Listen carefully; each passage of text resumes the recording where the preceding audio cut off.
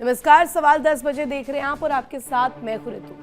बात आज middle east को लेकर नहीं करेंगे, बात आज करेंगे उस दूसरे छोर को लेकर जिसको लेकर लगातार राजनीतिक दांवपेच सामने आए। जी हां, ताइवान।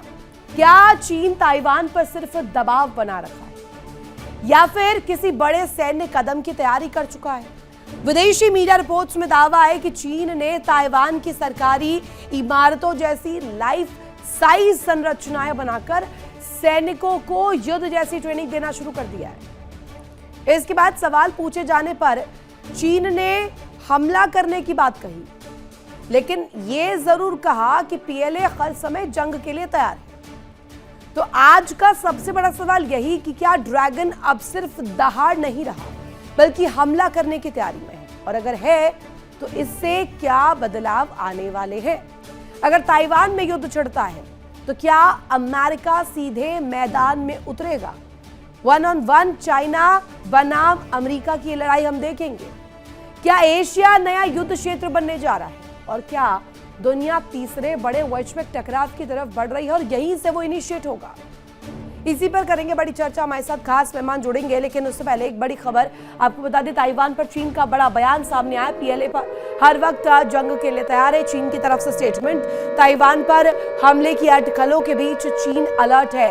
चीन ने ताइवान को लेकर फिर दिखाई है सख्ती। युद्ध की तैयारी के सवाल पर चीन का जवाब सामने आया है। ताइवान की स्वतंत्रता नहीं होने देंगे, चीन बोला है। किसी भी समय कार्रवाई संभव है और अगर ये कार्रवाई होती है तो एशियाई महाद्वीप में क्या हलचल आएगी और इसके जरिए ड्रैगन कौन सी नई चाल पेश कर सकता है, इसी को लेकर प्रश्न भी खड़े होंगे।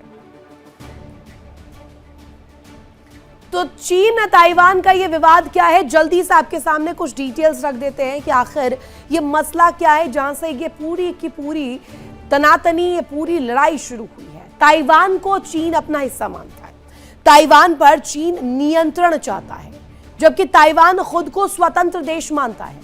ताइवान के पास सैन्य गतिविधियां बढ़ाई गई, समुद्र में कई दफा टकराव भी देखने को मिला। हमने देखा था कि छोटी नावों के जरिए चीन कैसे एक फ्रंट तैयार कर रहा है और ताइवान को कॉन्कर करने के लिए वहां पर क्षेत्र के रूप में जो विस्तार कर रहा है, विस्तारवादी सोच वहीं से सामने आई। लेकिन ताइवान बनाम चीन की ये लड़ाई आखिर आगे कहां जाती है और इसमें क्या पेच फंसता है? ताइवान पर दबाव कैसे बढ़ता है, चीन कैसे बनाता है? विदेशी रिपोर्ट्स ये मानती है कि पीएलए की युद्ध की तैयारी का दावा एक पूरी तरीके से प्रारूप पेश करता है कि अब चाइना इस पीछे नहीं होने वाला। चीन का जवाब इस पर आता है कि पीएलए हर समय युद्ध के लिए तैयार है और लाइफ साइज प्रतिकृतियां जो है वो भी सामने आई है। ताइवान की सरकारी इमारतों जैसे मॉडल पर सैन्य अभ्यास की चर्चा भी की जा रही है। अब इसके बाद हमला होगा या रणनीतिक दबाव कंटिन्यू होगा, इसी को लेकर बड़ा प्रश्न उठ रहा है। इसी पर करेंगे बड़ी चर्चा। हमारे साथ खास मेहमान जुड़े हुए हैं, तारुफ करवा दूं आपको। कमांडर डॉक्टर भूषण दीवान सर हमारे साथ जुड़े हुए हैं और साथ ही साथ मेजर विराट मिश्रा हमारे साथ कनेक्ट है। दोनों का ही तहे दिल से स्वागत। और पहला प्रश्न विराट सर आप ही से कर लेते हैं। हमने देखा मिडिल ईस्ट की स्थिति इस वक्त वहां पर बारूद धुआं स्थिति नजर आ रही है, लेकिन दूसरे तरफ एक ऐसी शांति है जो कि इशारा कर रही है, मैसेज दे रही है कि ये एक बड़े टकराव की या एक बड़े तूफान से पहले की शांति है। Is that right Virat sir? It is absolutely right Ritu ji. देखिए, कहीं ना कहीं पहले भी कहता आया हूं, अगले साल 2027 में पीएलए के 100 साल हो जाएंगे और जो चीनी राष्ट्रपति हैं शी जिनपिंग, उनको बहुत इच्छा है इतिहास में अपना नाम दर्ज कराने का। आपको बताऊं कि 1949 में जब ये लड़ाई शुरू हुई, कुओमिंटांग करके एक रिबेल फैक्शन था जो चीन से ही निकल के ताइवान पहुंच गया और वहां पे इन्होंने अपना एक अलग सेटअप बनाया ताइवान में, और तब से ये लड़ाई जारी है।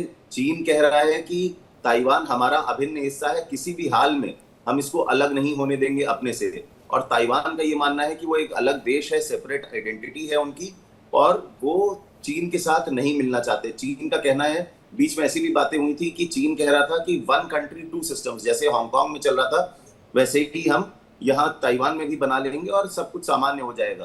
पर ताइवान इसके लिए अग्री नहीं किया। और आपको बताऊं कि 2005 में एक ऐसा लॉ लेके आया चीन, जो कहता है कि ताइवान को हम या तो बातचीत से इस मुद्दे को सुलझाएंगे, और अगर नहीं सुलझता है तो हम लड़ाई करेंगे, हम युद्ध में जाएंगे, हम फोर्स यूज करेंगे।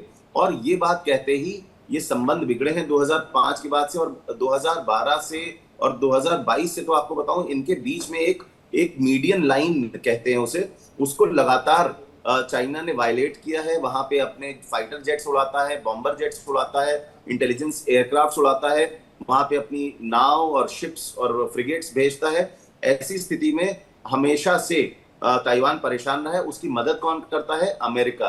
अमेरिका उसको 49 से लगातार मदद करता है। उन्होंने अपने बहुत सारे युद्धपोत वहां पे पहले एस्टैब्लिश कर दिए थे। पर इधर मिडिल ईस्ट में आपने जैसा कहा कि धुआं धुआं हो गया है, दिक्कतें बढ़ गई हैं, तो अमेरिका का ध्यान चला गया है अब मिडिल ईस्ट की तरफ, और इस वजह से चाइना को एक अपॉर्चुनिटी, नहीं, एक एक अवसर ना दिख रहा चाहता है। हुआ फायदा मिल गया है शी जिनपिंग को। ऐसा लग रहा है कि मिडिल ईस्ट के इस युद्ध की वजह से शी जिनपिंग को एक एज मिला है कि कहीं ना कहीं एक मिडिल ऑफ द लाइन, एक थोड़ी सी नैरो जो है लाइनिंग जो सामने आती है, उनको वो टाइम मिल गया है जिसके जरिए वो ताइवान के केस में अपनी बढ़त को आगे कर ले, उस रणनीतिक पैमाने पर भी और सैनिक पैमाने पर भी।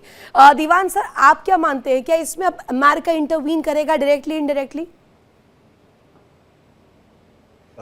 अमेरिका ज़रूर इंटरवीन करेगा, क्योंकि अमेरिका के लिए तो काफ़ी टाइम से पॉलिसी है साउथ चाइना सी में, एशिया पैसिफिक में अमेरिका ने चीन की लाइन छोटी करनी है, ये पक्की बात है।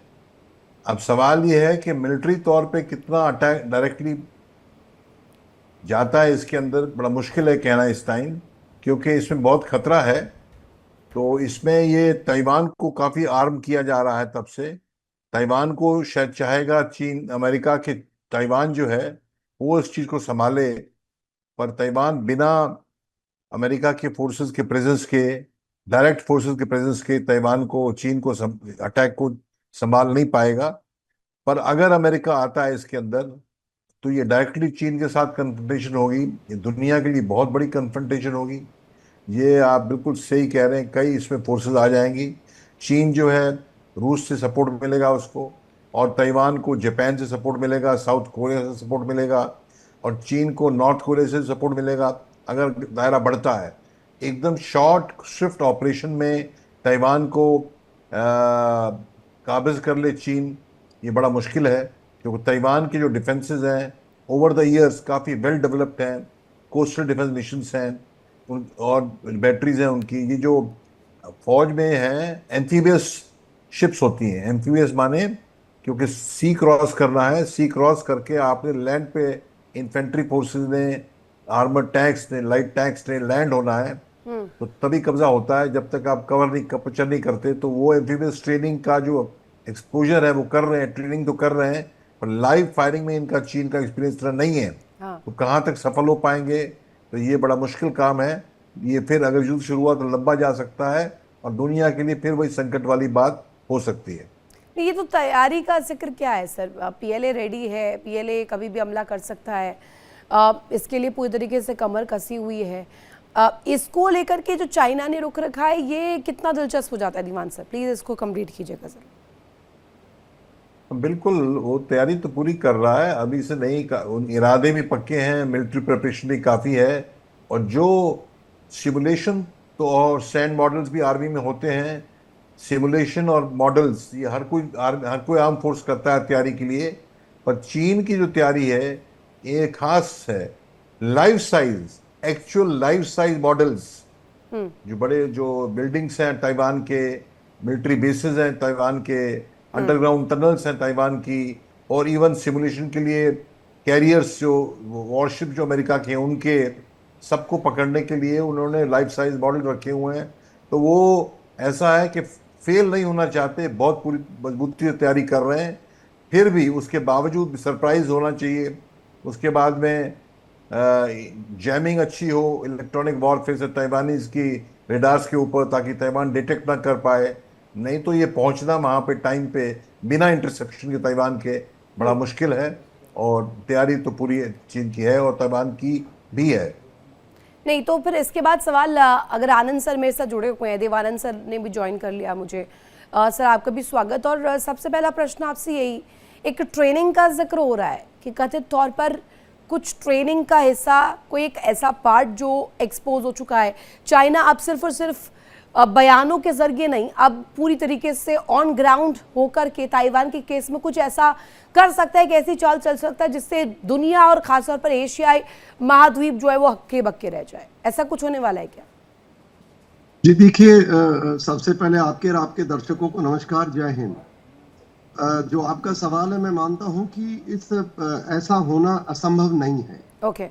और आज जो अंतर्राष्ट्रीय जियोपॉलिटिक्स में जो स्थिति उभर करके आ रही है, उसमें इन चीजों को असंभव नहीं बोला जा सकता। चारों तरफ जो एक माहौल बन रहा है अभी, आज के दिन अमेरिका का जो मिडिल ईस्ट के अंदर जो जितना भी उसका एक्शन रिएक्शन होने के बावजूद अभी देखने में आया कि सऊदी अरेबिया और ये जितने भी सुन्नी इस्लामिक राष्ट्र हैं वो एक साथ आते हुए नजर आ रहे हैं। और वो आते हुए नजर आ रहे हैं, उसको नाम कुछ भी दिया जा सकता है। और हो सकता है भविष्य में, जैसे हम चर्चाएं कर रहे थे, अमेरिका वहां से बैकफुट पे आ जाए, मतलब पीछे के सपोर्ट में आ जाए और आगे इनको कर दे, इजराइल को कर दे। अब जब अमेरिका फुली इन्वॉल्व है, रशिया फुली इन्वॉल्व है, तो चाइना भी, जो आप बता रहे हैं, मैं अब बहुत कठिन है कहना कि भाई वो कल करेगा कि परसों नहीं करेगा, पर इसके लेस लाइक्लीहुड एक एनालिस्ट के नाते हो सकते हैं। क्योंकि चीन का देखिए जो आज की स्थिति है, 2-4 दिन पहले जितना भी विद्वान लोगों से चर्चाएं कर रहे थे, तो ये सुनने में आ रहा था कि चाइना के अंदर प्रॉब्लम बहुत सीरियस हो चुकी है। वो भी कहीं लाइक जैसे ईरान और पाकिस्तान जो स्थिति है उसमें है, बाहर उसका मखोटा अलग है, अंदर बहुत स्थिति गंभीर हो रखी है। और उस गंभीर के अंदर इकोनॉमिकली बताया जा रहा है कि वो इकोनॉमी इतनी नहीं है जितनी वो बता रहे हैं। अंदर अंदरूनी हालात हैं, सेना है, अनएम्प्लॉयमेंट, वो उनकी भी समस्या है। बट ये भी संभव है कि उस चीज से अपना ध्यान हटाने के लिए, अपने नागरिकों को इकट्ठा करने के लिए वो ये एक एडवेंचर या मिस एडवेंचर कर सकते हैं। जी। लेकिन इसके बाद विराट सर, प्रश्न ये हो जाता है पीएलए की भूमिका को लेकर के इस वक्त जो चर्चाएं की जा रही है, पीएलए कितना मजबूत हो सकता है या होने वाला है? आगे जो ये अटैक तैयारियां की जा रही है, अटैक स्ट्राइक ट्रेनिंग दी जा रही है, इससे कितना ज्यादा बल मिलेगा? देखिए, बात ये है ऋतु जी की ये तैयारी है, वो अवसर ढूंढ रहे हैं। जिस दिन अवसर आ जाएगा उस दिन इस तैयारी को मुकम्मल कर देंगे, वो हमला कर सकते हैं। आपको एक बात बताऊं, बहुत समय से, लगभग पिछले 5-7 साल से लगातार चीन जो एक इनकी मीडियन लाइन जिसे कहिए, या जो इनकी एक डिफेंस जोन है, जो बफर जोन है, उसको लगातार दबाता रहा है, आगे बढ़ रहा है धीरे धीरे। और ये कोर्सिव एक्शन, मिलिट्री एक्शन लगातार लेता रहा है।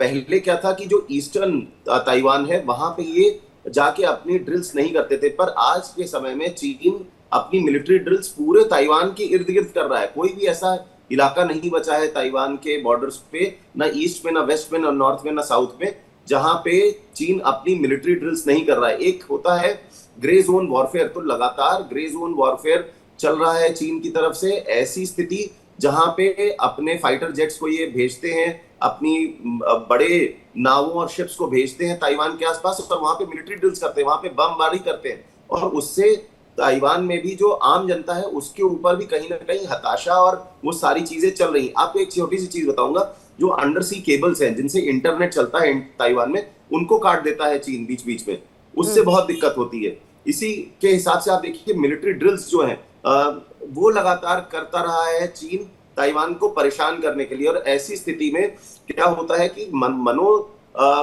जिसे आप साइकोलॉजिकल वॉरफेयर कहते हैं, वो एक तरीके का चल रहा है लगातार ताइवान के ऊपर। और कहीं ना कहीं अमेरिका अगर ताइवान की मदद करने नहीं आ पाता है या नहीं आता है, तो ताइवान मुश्किल में आ जाएगा। ताइवान रिलेशंस एक्ट जो 1979 का है, उसके तहत ये मैंडेटरी है अमेरिका के लिए कि वो मदद करे ताइवान की, इन टर्म्स ऑफ जितना भी वो हथियार सामान उसके सेल्फ डिफेंस के लिए दे सकता है। पर अभी देखने वाली स्थिति है कि अमेरिका का फोकस कहीं और हो गया है, और उस चक्कर में चीन को एक अवसर, एक अपॉर्चुनिटी नजर आ रही है कि अगर अमेरिका ढीला पड़ा या उसके पास वापस से इधर फोकस करने का मौका इस नहीं मिला। बीच में तो एक सवाल A2 और AD और गोल्डन शील्ड को लेकर के भी उठा कि क्या ऐसा कोई एक तैयारी कर ली है, कोई ऐसी प्रणाली चाइना ने ऐड ऑन कर ली है जिसके जरिए अब इस केस में ताइपे के केस में अब चाइना इस रिग्रेसिव मोड पे इसे यूज करेगा, क्योंकि अभी अमेरिका फंस गया मिडिल ईस्ट के कंडीशन में, तो इसी वक्त में मौका भी है और दस्तूर भी है इसी को लेकर के एक रुख भी रख दिया जाए। Is that correct?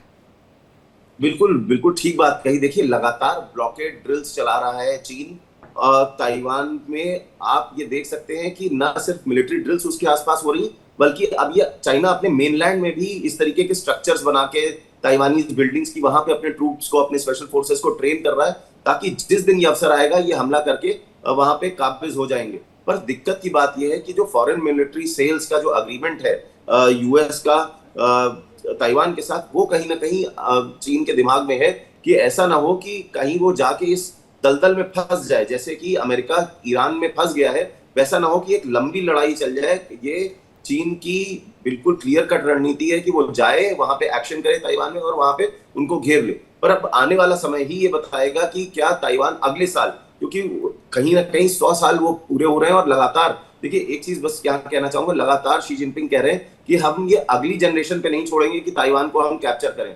ये हमारा इसी जो चल रहा है नेतृत्व, इसी नेतृत्व के बीच में ही हम चाहते हैं कि ताइवान हमारे से मिल जाए वन कंट्री टू सिस्टम के तौर पे, और नहीं तो फिर हम पूरी तरीके से इसको अपना राज्य, अपना एक सेपरेट हिस्सा घोषित कर दें, पर अलग नहीं होने देंगे। ये बात बिल्कुल क्लियर है। हिस्टोरिकल ऑब्जेक्टिव था, उसको हम इसी जनरेशन में पूरा करेंगे। अब ये आगे आने वाली जनरेशन के लिए चीन नहीं छोड़ना चाहता। सबसे इम्पोर्टेंट सवाल इस बीच में दीवान सर आपसे ये कि अगर इस कंडीशन में कोई ऐसी तस्वीर बनती है ताइवान के लिए, कोई भी ऐसा रुख चाइना रखता है, क्योंकि अभी अभ्यास को लेकर तो जिक्र हो गया कि पूरी तरीके से फुल फ्लेश्ड तैयारी कर रहे हैं, एक्सरसाइज कर रहे हैं, दैट्स ऑल करेक्ट, बट अगर ग्राउंड पर इसे एक्टिवेट किया गया तो क्या दुनिया इस बाबत साथ आएगी अमेरिका के काउंटर करने के लिए?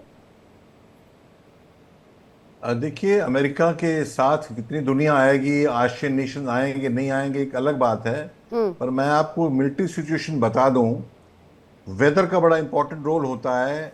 नॉर्थ ईस्ट मानसून और साउथ वेस्ट मानसून के चलते वहां टाइफून्स बड़े आते हैं। Okay. और खाली और कब जून से अक्टूबर 5 महीने बहुत वेव स्ट्रांग होती हैं। एम्फीबियस लैंडिंग क्रॉस करना शिप से मैसिव इन्फेंट्री को बड़ा मुश्किल काम है।